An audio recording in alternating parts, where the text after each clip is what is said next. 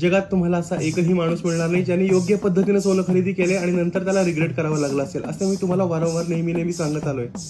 त्यामुळं ज्या लोकांनी लॉंगर ड्युरेशनसाठी, वेल्थ क्रिएशनसाठी म्हणजे नेक्स्ट जनरेशनला हँडओव्हर करण्यासाठी लॉंगर पिरियडसाठी सोनं खरेदी केलेलं आहे, त्यांना चिंता करण्याची बिलकुल गरज नाही. त्यांनी निश्चिंतपणे खरेदी केलेलं सोनं होल्ड करावं. आणि दुसरी महत्त्वाची गोष्ट, ज्यांनी फक्त ट्रेड म्हणून व्यवहार केला होता, फक्त फोमो क्रिएट झालेल्या गोष्टीमुळे ट्रेड करण्याच्या उद्देशाने ज्यांनी सोनं किंवा चांदी खरेदी केली होती, त्यांना आता या ट्रेडमध्ये अडकल्यासारखं वाटतंय. त्यांना फक्त मार्गदर्शन करण्यासाठीचा हा व्हिडिओ आहे.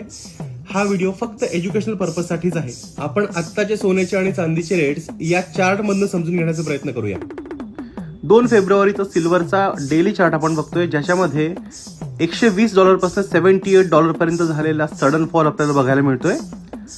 आता करंटली $81 पर्यंत सिल्वर ट्रेड करतंय, जो $120 काही दिवसांपूर्वी होता. हा आपल्याला स्क्रीनवरती गोल्डचा चार्ट दिसतोय. डेली चार्ट आहे 2 फेब्रुवारीचा. $5,600 पासून $4,600चा 20% फॉल आपल्याला स्क्रीनवरती दिसतोय.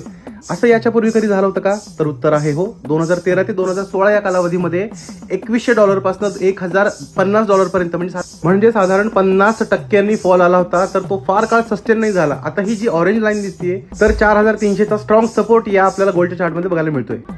हा सिल्वरचा चार्ट आहे. ऑरेंज लाईन जी दिसतीये तो सपोर्ट म्हणून काम करते. $78चा स्ट्रॉंग सपोर्ट सध्या चांदीमध्ये बघायला मिळतोय.